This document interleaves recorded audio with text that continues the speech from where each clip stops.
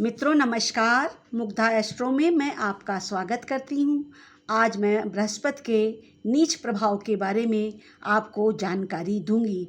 किस प्रकार बृहस्पति मकर के 5 अंशों पर जाकर के नीच हो जाता है और सर्वाधिक निकृष्ट यानी खराब फल देता है।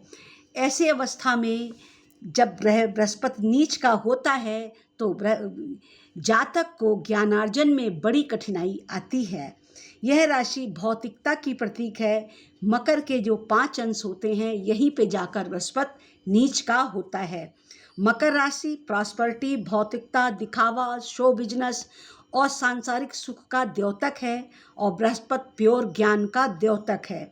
इस राशि पर जाकर बृहस्पति अपने को कंफर्ट फील नहीं करता और ऐसा जातक पढ़ाई लिखाई, ज्ञानार्जन इन सब बातों में कठिनाई अनुभव करता है, क्योंकि यह राशि भौतिकता की है और बृहस्पति ज्ञान का कारक है, तो कंफर्ट नहीं महसूस होगा। यह नेचुरल ही है।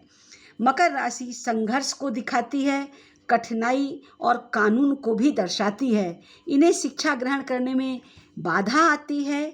चीज़ें इन्हें आराम से कभी भी प्राप्त नहीं होती, समझ भी नहीं आती और इनका अपनी इंद्रियों पर नियंत्रण भी नहीं रहता है। मकर राशि के साथ ऐसी समस्याएं आती ही आती हैं।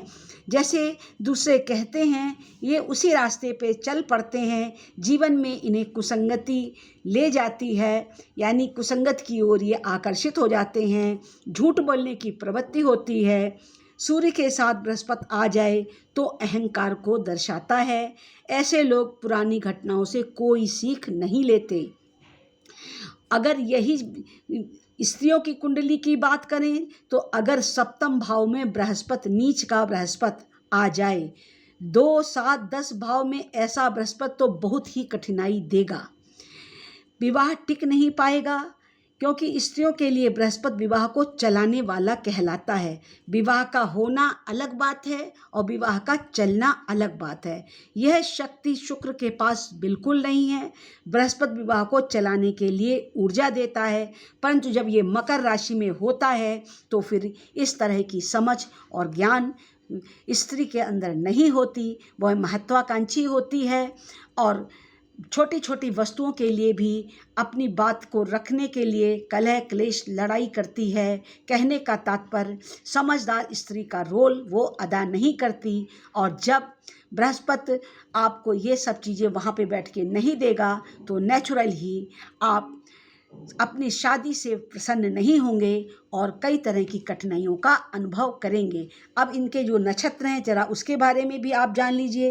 इनके 3 नक्षत्र हैं, उत्तराषाढ़ा, श्रवण और घनिष्ठा। यदि जातक या जातिका का जन्म उत्तराषाढ़ा नक्षत्र में हुआ तो सूर्य का प्रभाव अधिक रहेगा, इसमें ऊर्जा अधिक रहेगी, आत्मविश्वास भी अधिक होगा, यानी अच्छी बात है। श्रवण में एकाग्रता कमजोर हो जाती है, नैतिक मूल्य कम होते हैं, दूसरों की बातों में आ जाने बहक जाने जैसी प्रवृत्ति देखी जाती है। घनिष्ठा अगर नक्षत्र में जन्म है तो मंगल का प्रभाव अधिक रहेगा, अत्यधिक आत्मविश्वास होगा। मंगल ऊर्जा देता है, ऊर्जावान बनाता है, परंतु यहाँ पर मंगल नकारात्मक ऊर्जा देगा। इस नक्षत्र में बृहस्पति के होने पर सबसे अधिक ब्रेकअप होते हैं, क्योंकि मंगल हीट अप करता है। व्यक्ति नहीं समझ पाता है कि उसके लिए निर्णय लेने में सही क्या है और गलत क्या है।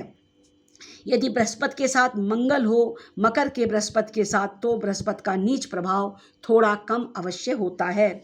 इसमें उपाय क्या करें? गुरुवार का व्रत करना चाहिए, माता लक्ष्मी के साथ भगवान विष्णु की पूजा करनी चाहिए, ज्योतिष से सलाह लेकर पुखराज रत्न को धारण करें और मंत्र ओम ग्राम ग्रीम ग्रौम सह गुरुवे नमः का जाप करें। अपनी सामर्थ्य के अनुसार 3 माला, 5 माला, 16 माला का नित्य पाठ करें तो धीरे धीरे आपका यह दोष कम होता है। और ये अगर बात आपको समझ में आ जाए कि मेरी मकर राशि है या मेरा मकर पे बृहस्पति है या मेरा सप्तम में मकर का बृहस्पति है, द्वितीय में है, यानी जो सौभाग्य बढ़ाने वाले, धन देने वाले, लाभ देने वाले घर हैं, वहीं पे अगर मकर का बृहस्पति बैठा है तो नुकसान होगा। और उस नुकसान को ठीक करने के लिए हमें अपने विचारों को शुद्ध रखना है और ये समझते हुए व्यवहार करना है कि हमारी कुंडली में बृहस्पति नीच है और हमें इस तरह की समस्याओं से बचने के लिए अपने व्यवहार को संतुलित रखना है। तब आपका मैरिटल लाइफ अच्छा चलेगा, मैरिटल एक्स्ट्रा अफेयर इत्यादि नहीं होंगे, ब्रेकअप नहीं होंगे। और अगर धन भाव और कुटुंब भाव या लाभ के भाव में नीच का बृहस्पति है तो उस प्रकार की हानियों से भी आप बचे रहेंगे। वीडियो बनाने का उद्देश्य यही होता है कि आप ज़्यादा से ज़्यादा लाभ लें। आज के लिए बस इतना ही, कल फिर मिलेंगे किसी नए विषय के साथ। तब तक के लिए प्रणाम।